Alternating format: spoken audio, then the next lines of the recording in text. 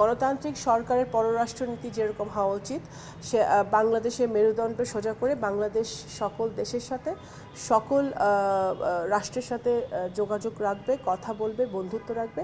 সেই মেরুদণ্ডটা আমাদের অনেক দিন পরে শক্ত হয়েছে, বিকজ আমরা একটি জনগণের ম্যান্ডেট নিয়ে আমরা এসছি এবং শুধু এই সরকার শুধু পররাষ্ট্র মন্ত্রণালয় নয়, এই সরকার সকল দল মত ধর্ম বর্ণ এবং আমাদের বিরোধী যারা যারা নির্বাচন করেছে এই নির্বাচনে সকলকে সাথে নিয়ে আমাদের সিভিল সোসাইটি আছে, সকলকে সাথে নিয়ে আমাদের সিদ্ধান্তগুলো আমরা আমাদের মেরুদণ্ড শক্ত করে আমরা সামনের দিকে এগোতে চাই। বাংলাদেশকে সবার ভিন্ন নজরে দেখতে হবে।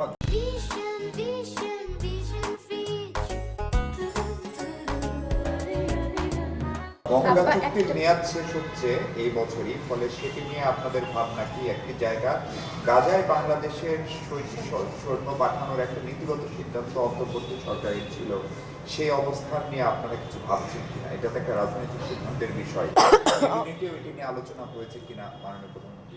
এগুলো এখন আলোচনা হয়নি, এটা বলতে গেলে এই সরকারের দ্বিতীয় দিন, তো অবশ্যই এগুলো আলোচনা হবে, আপনাদের অপেক্ষা করতে হবে, সেই রাজনৈতিক সিদ্ধান্তগুলো অবশ্যই আসবে। ধন্যবাদ। সেটা হচ্ছে একটু জানতে অন্তর্বর্তীকালীন সরকারের শেষ কথা দিয়ে পররাষ্ট্র না, সেটা বলেছিল দিল্লির যেহেতু প্রসঙ্গ আসে যে দিল্লির সাথে সম্পর্কটা ঢাকা দিল্লির সময় থমকে আছে, সেই সম্পর্ক থমকে থাকার ব্যাপারে আমরা দেখেছি তারা চ্যালেঞ্জের মুখে পড়েছিল। সেই বিষয়টাকে আপনারা নতুন যেহেতু সরকার মাত্র দিলেন, কোনো চ্যালেঞ্জ দেখছেন কিনা প্রতিবেশী দেশ ভারতের সাথে সম্পর্ক উন্নয়নে? আরেকটি বিষয় জানবো যে আমরা যেটা জানি চীন এবং যুক্তরাষ্ট্রের সাথে যে সম্পর্ক, এই সম্পর্কটা আসলে কিভাবে এগিয়ে যাবেন যদি বলতেন। সব দেশের সাথেই তো আমাদের চ্যালেঞ্জ আছে, আমাদের ইস্যুস আছে, সেই ইস্যুসগুলো সমাধান করার জন্য আমাদের বাইল্যাটারাল মাল্টিল্যাটারাল ভাবে আমাদের এগোতে হবে, সেটা আমরা এগোবো। এবং আগেই তো বলেছি আমাদের সকল রাষ্ট্রের সাথে সকল সরকারের সাথে আমাদের সম্পর্ক থাকবে,